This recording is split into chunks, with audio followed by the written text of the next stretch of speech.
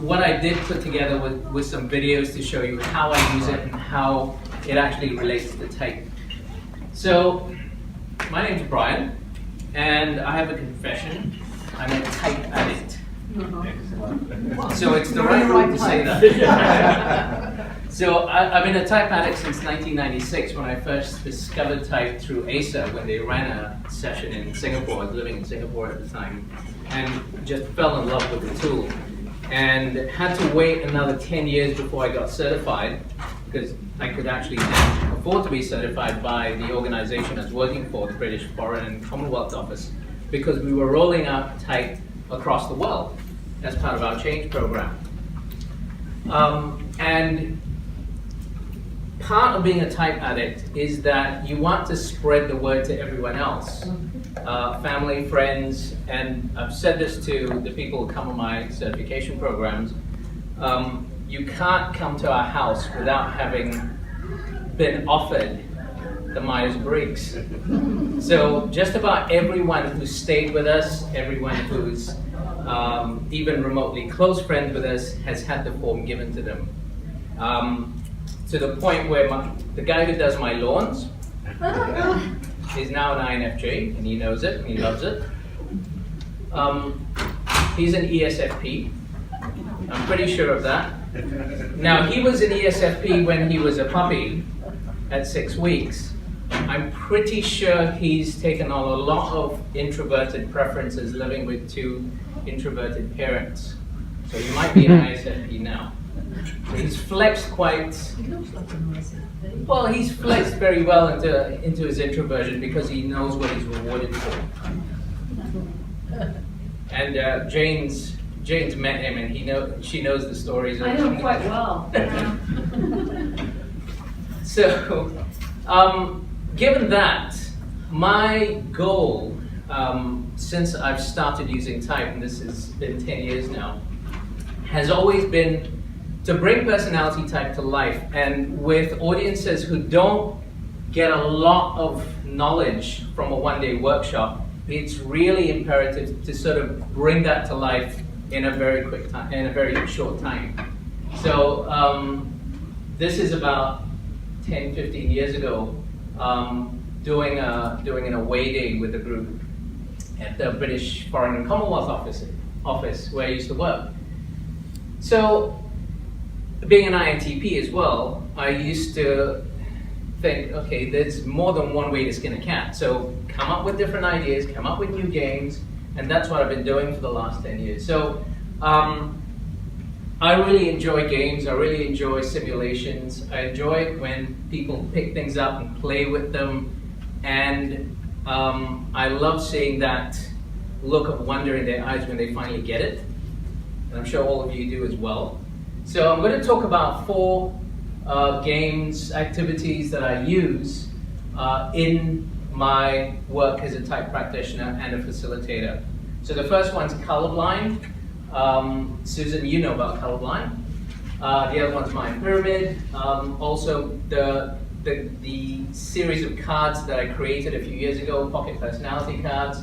And the last one is a concept that I've just started working with, using fantasy role-playing games with type. So, first one, colorblind.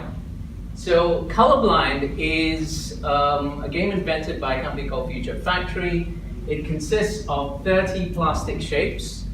Now, I was seriously thinking of doing this to you, getting you all blindfolded for half an hour, but having just come back after lunch, I don't think that's a great idea. It works for a group of anywhere between 5 and 30. Takes about 30 minutes, and it actually requires them to be blindfolded for 30 minutes. What you do is you remove 2 shapes from that set of pieces, and then you distribute the rest while they're blindfolded. The only question they can ask you is, what color am I holding? They have to figure out what shape and what color are missing from the set while blindfolded. So it requires communication among the group. So I'll show you a quick video of how this actually works. And I want you to note some of the the words that they use. Because of the fish, like an angel fish. Yeah, It's got a blunt nose on it. That's it. So yeah, there's a rough. Very smooth and flat. My first one has got, certainly feels, it's got a hole in the middle of it. Look like an empty alphabet or kind of this is the new one. لكن عند الورق اتوقع انه واحد وبينقص لوني فهمتوا معي ولا غلط؟ يعني انا معي لوني لكن الاشكال بتختلف. Something like this is a kind of ANCA or umbrellas with the short whip, short arm, or Chinese mushroom. Because I had Will be two something circles straight from. What colour is this again? Blue. Yeah, this is the blue one. Okay, what do you have? It's the shape is. Well, it's got. It's a bit of a tough one. This one. It's got. All I can. It's kind of like an anchor shape with very square sides to it. Yeah, So- that in yellow. Let describe it for me. So if you're holding it with the flat bit at the bottom sitting, then at the top you have a sort of anchor shape which is almost triangular, and then either side is got sort of.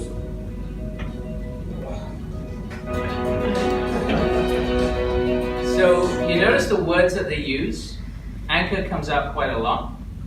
But what I found was that So the fish, like usually it's the ends who start naming the shapes. This is an anchor.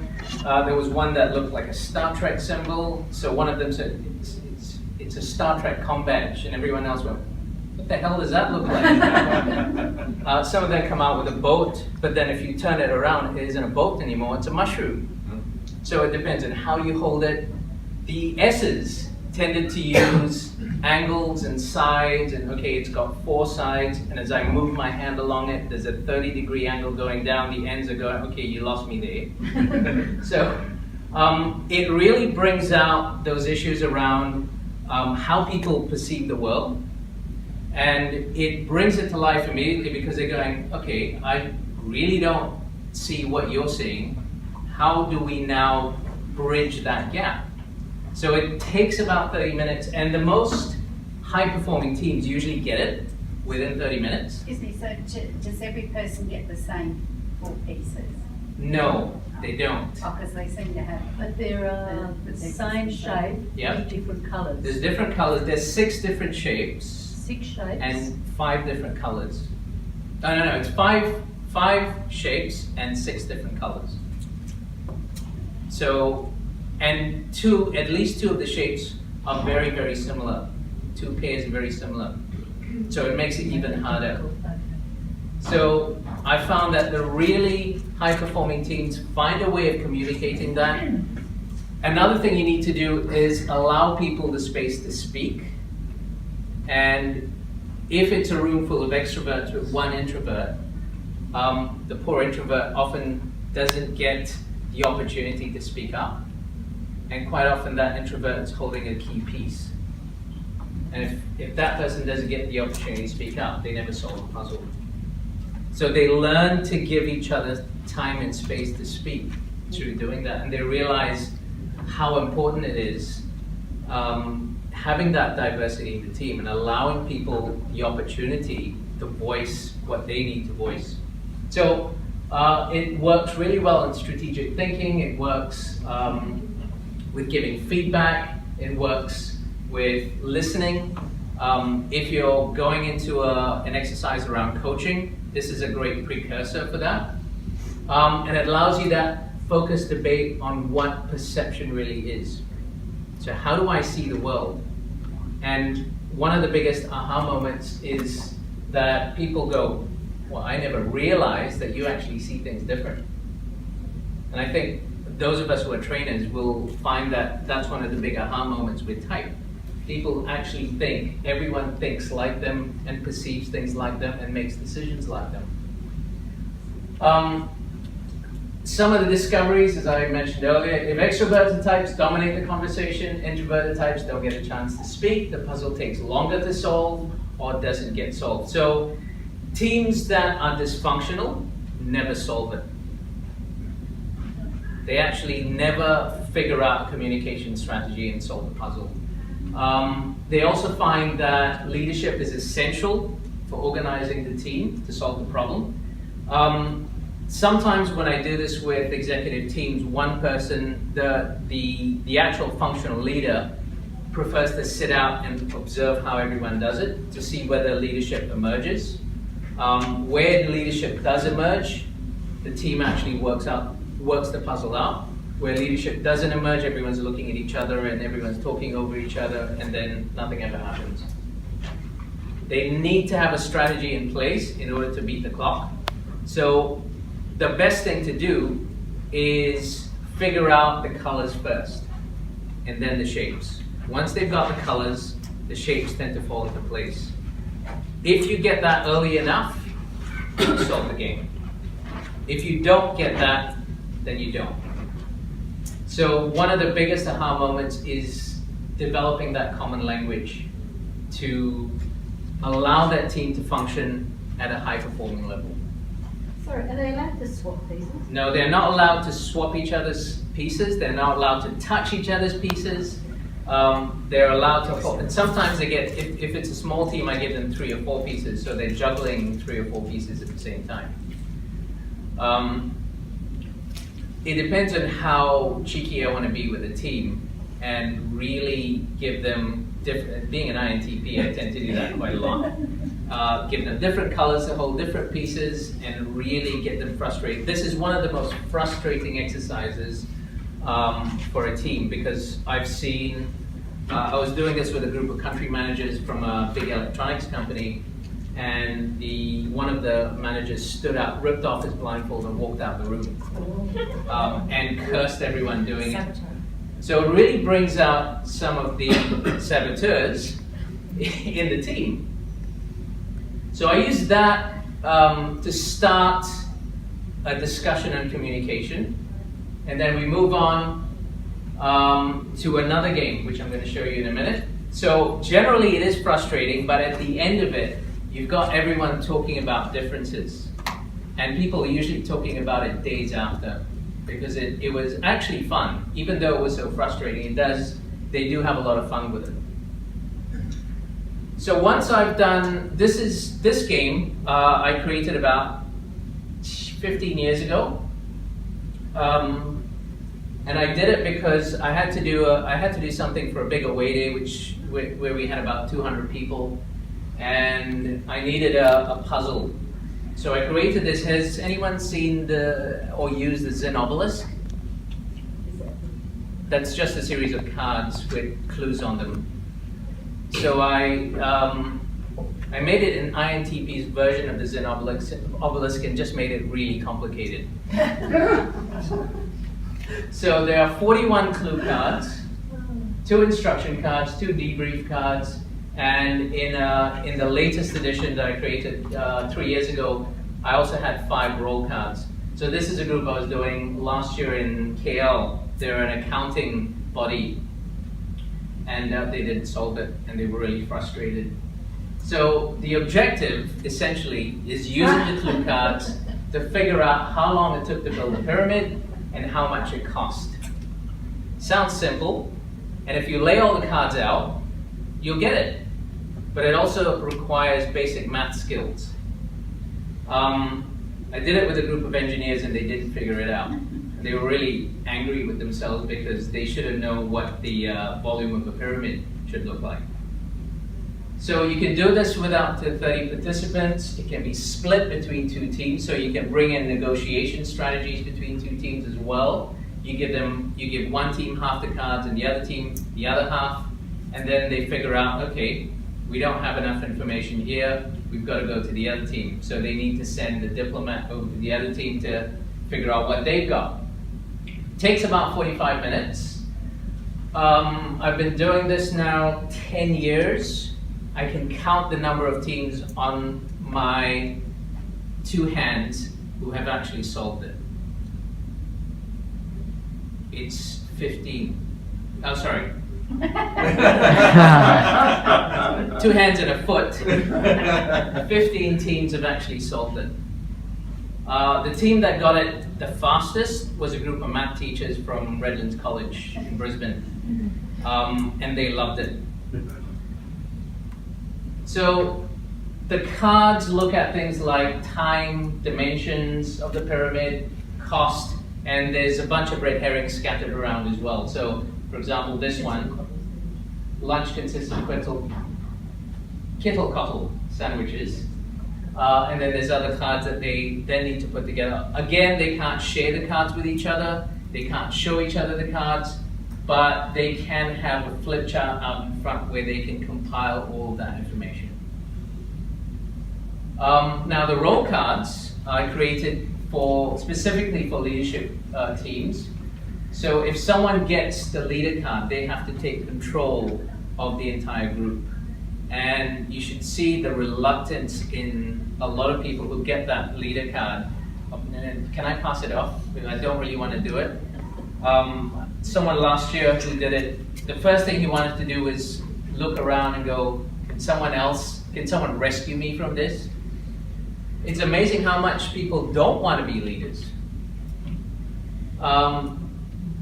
The functional leaders sometimes take hold of the leader card, then they then do what they normally do, but it doesn't always work.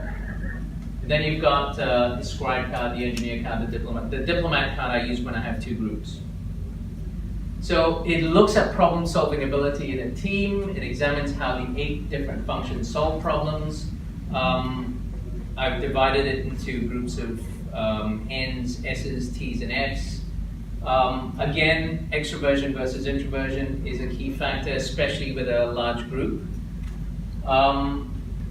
It also looks at how individuals flex into different roles. So if you're asked to play the leader, or if you're someone who's used to being out there and talking, how comfortable are you going to be as a scribe? And it tends to mirror real-life team performance. I was doing one in Sydney a few years ago, and they were a team of 7, and they couldn't solve it. After 45 minutes, they still couldn't figure it out. And it turned out that one of them was sitting on a card, deliberately sitting on a clue card. And that was a key to actually solving the dimensions of the pyramid. So when I spoke to the team leader later on, he said to me, she does this all the time. She sits on information because it gives her power over her line manager.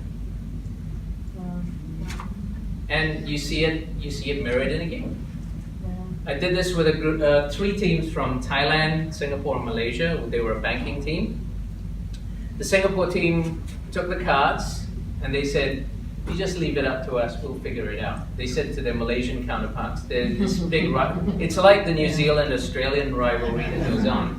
It's a rivalry between Singapore and Malaysia. And one of the Malaysian members came up to me later on, he said, this is exactly what happens in the office.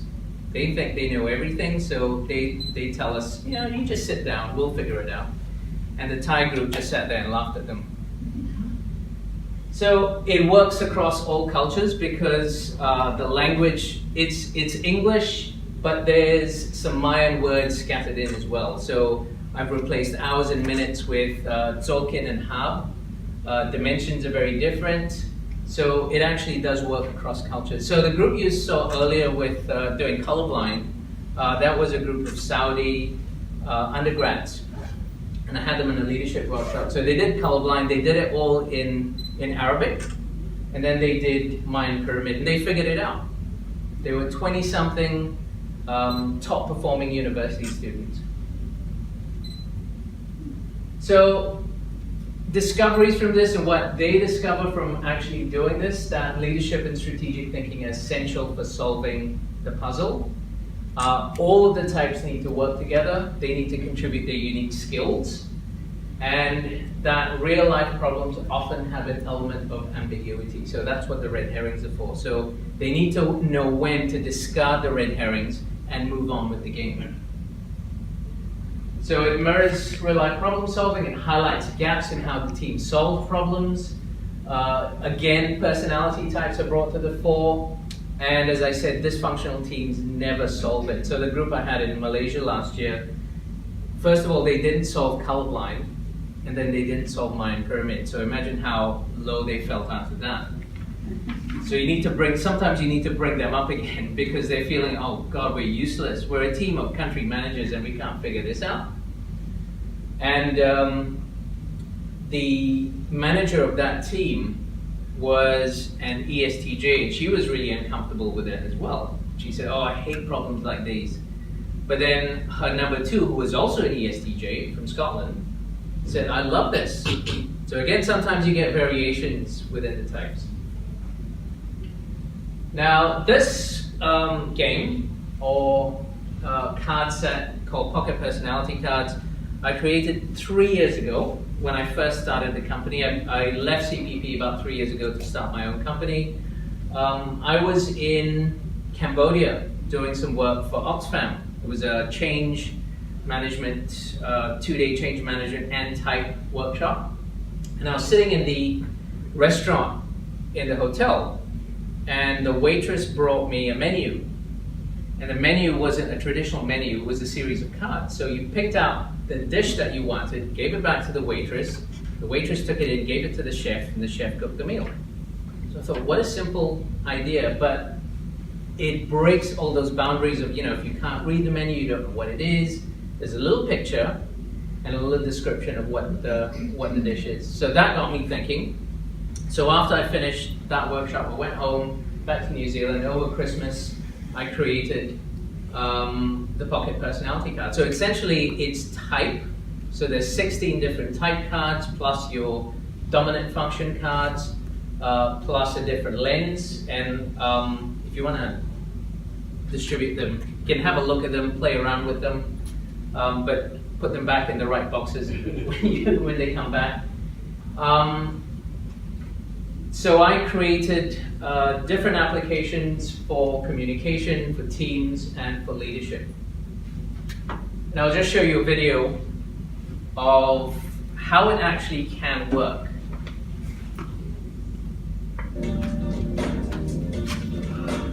Morning, Mark. Thanks for coming in today. How can I help you? Well, I've got to see my manager tomorrow about a project that I'd like to run, and I'm not quite sure how to convince them. I really want to run this project, and I need to be able to show him that I'm the right person to do this. Well, are you aware of what his personality type might be? Yes, I believe he has a preference for ENTJ. ENTJ. Well, have a look at the card for ENTJ. Flip it over. And have a read of what you might need to convince him. Well, it says here that they're persuaded by logical analysis and frameworks, long-term strategy, and willingness to make and stand by tough decisions. It also says to avoid unstructured or unfocused conversations, changing your mind frequently, and unnecessary details. Okay, so how do you think you'll approach him to persuade him to let you take on this project? Well, I could present him with a logical framework for the project, with timelines and a 6-month strategy for completion. I should also appear confident and stand by my logic. If I show him that I'm willing to take on a challenging role for mastering this area, he's sure to give me the role. That sounds like a really good plan, Mark. Well, good luck with that conversation, and let me know how it goes. Thanks, Brian. These cards have really helped me focus my thoughts for this conversation. I feel a lot more confident now. You're welcome, Mark. Good luck. So incidentally, it is a marketing video. And using it with teams as well. You can have a similar conversation with a team. Consider if you have a team of 5 people with different personality preferences, think about what each of those team members might need from you as a team leader. As a leader, how would you build a productive, effective team of diverse individuals? Well, the answers are right here. Get your team members to share their insights with each other. Allow them to discuss their preferred communication strategies. You might also want to use the dominant functions cards for this exercise. Using the cards as a framework, you'll be well on your way to building a productive, high-performing team.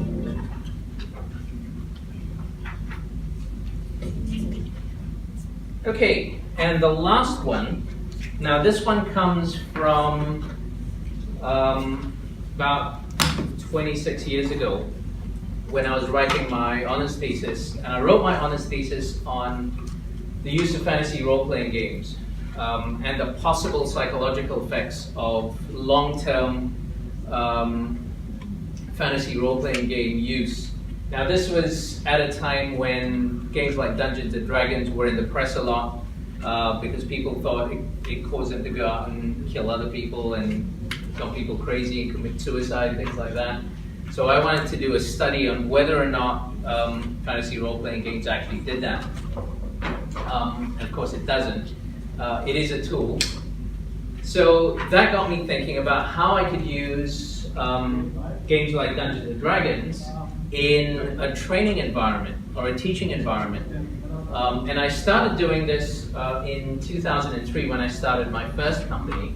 And I used a version of Dungeons and Dragons with a group of high school student leaders to stimulate creative problem solving, to stimulate leadership. And it worked really well. So then when I discovered type, I thought, okay, how can I integrate this? How can I use both type and my love of D&D? Because when you're playing Dungeons and Dragons, you've got things like characteristics like strength, dexterity, intelligence, wisdom, charisma, and then you've got things like alignment, whether you're lawfully good or neutral evil, basically who you are. And you're given spells, you're given skills, you're given an armor class, and you're given weapons. So what would it be like if you took type and put that as an overlay over that character? So I created this, a series of characters. So for example, I figured an Elven Ranger probably be best described as an INTJ because they like solitary work, they need measurable objectives, they like frank and honest communication, they're very straight to the bone, they don't like being told how to do something, they focus on the future, they're quiet and reserved, they give you a compelling strategy, and if they're the leader of a team, they're going to give you a compelling vision and help you decide how to and accomplish your purpose. So they're always looking for original ideas. So using your classic description of an INTJ and overlaying that with the skills that you need as a ranger or an elf. So what you do, you have, let's say, 6 characters, different types, different classes, different races.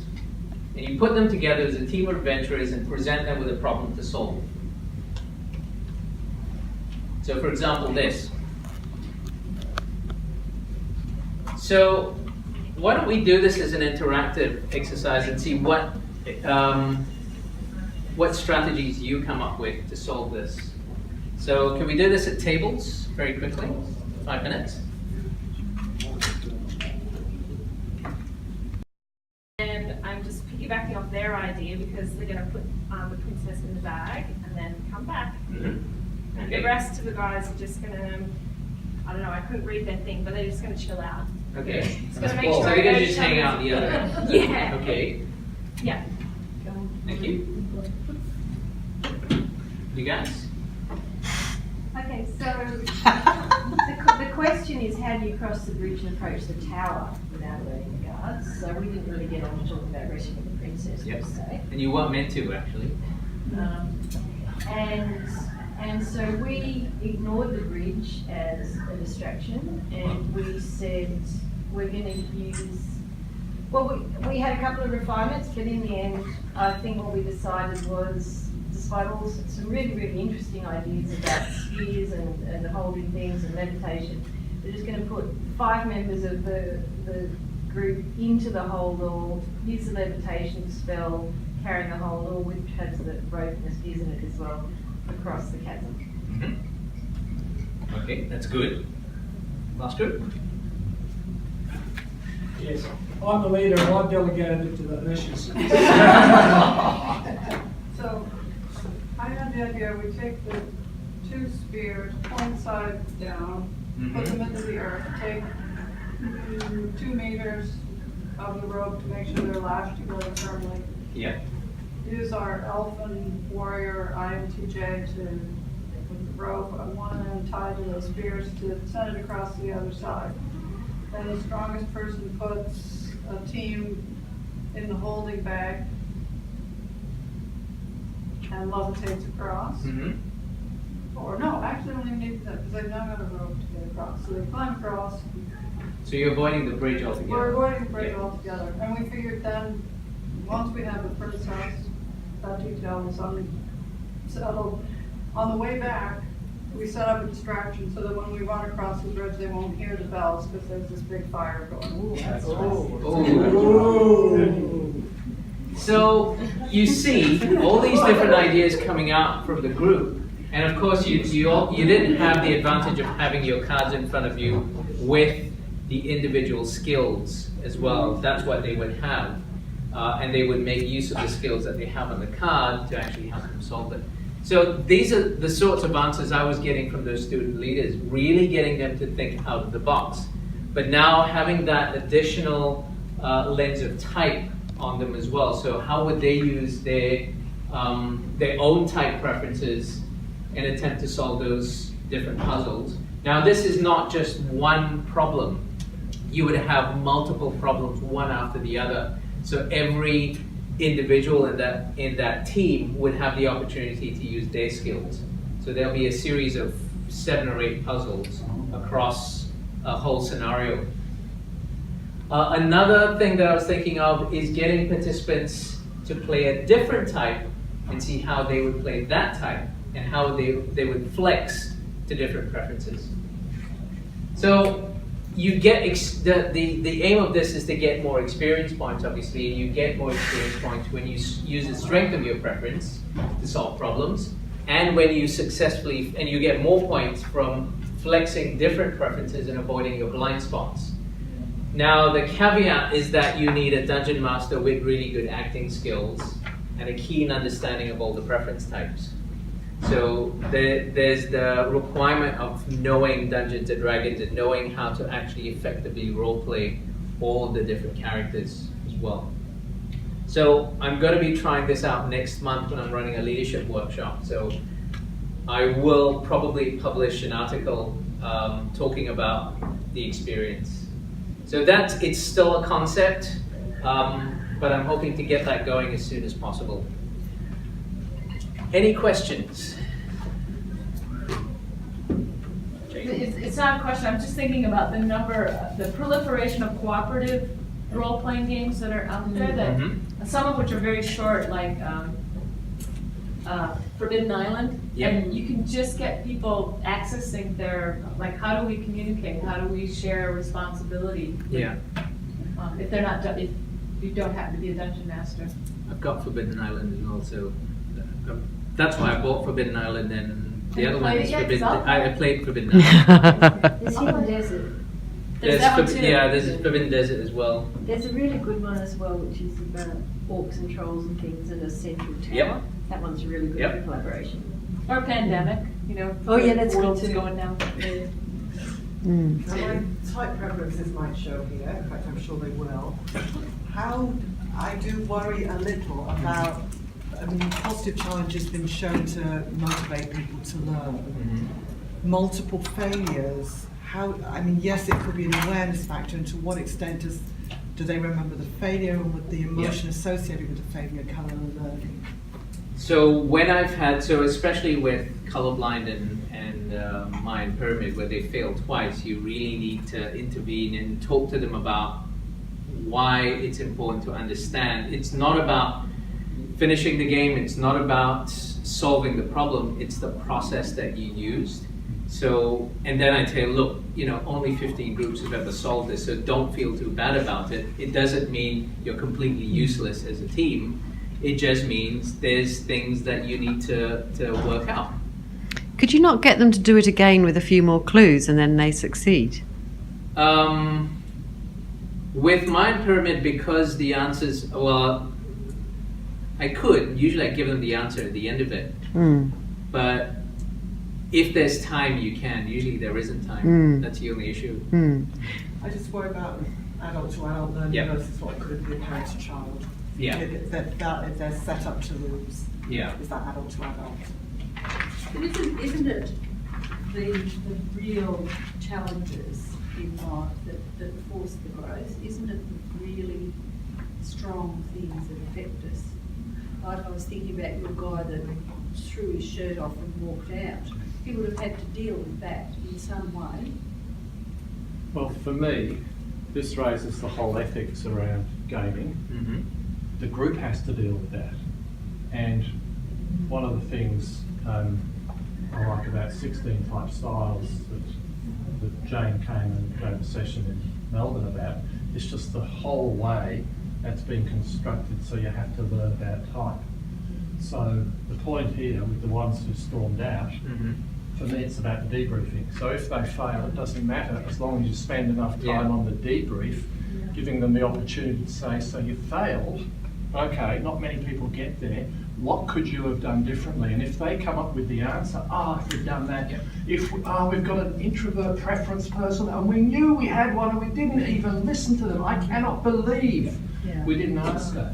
As long as they do that processing, I think they end on the high. Yeah. The more important thing for me was what would you do with the people who've screamed out of the room, which is why I like co-facilitation, because I have the opportunity. He did come back in. And that person then needs to say what they were feeling and what happened for them. And then what I've learned this morning is they might say, oh, I've just come to grips with my saboteur. Wow, now I understand what it means. Yeah. And everyone goes, thank God, we should do it every week. You're absolutely right. There is a danger there. You've got to have some sort of intervention with people who do take it too seriously. I've only had 2 people who've ever done that, but you can get someone who's in a period of stress who it becomes a trigger for them as well. I think it's also in the setup. I often talk about, you know what, we're going to take this one out of the workplace, because if we start with the workplace issue, either people dissemble so that they're not showing their literally their card, or figuratively their cards, or so we're going to play like we're all at a picnic, or we're all doing this, we're all this, and let's see how it relates to real life. It's just kind of what you're talking about, but sometimes I just set it up that way. You know, we're not doing real life because that's too sensitive. Let's play and see what we learn.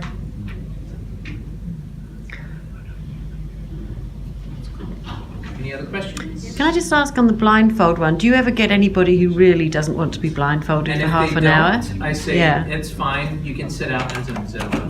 I do state up front, if anyone has any issues about being blindfolded, because you will be blindfolded for half an hour, you're welcome to sit out and be an observer. And some people have actually said that they do have fears about being blindfolded. Do you find, which game do you find has the most impact on as being the best one? Or is it Colorblind. Yeah. Mayan pyramid can be too complex for some groups, so colorblind is a lot simpler, and you can simplify it by deciding which pieces to give people as well. Now, just to end off, thanks for your questions, by the way, and your insights. Just to end off, one of the things I say to people who come on the certification program is that when they go out and use type is really to honor Isabel Mayer's desire to change the world, to create a better world by getting people to understand each other. So I say to them, you are here to change the world, and that's a huge responsibility. So go out and use type ethically, and go out and use type to do some good in the world. So I want to give you all something before you leave. It's a little fridge magnet I created, and it says, you are here to change the world.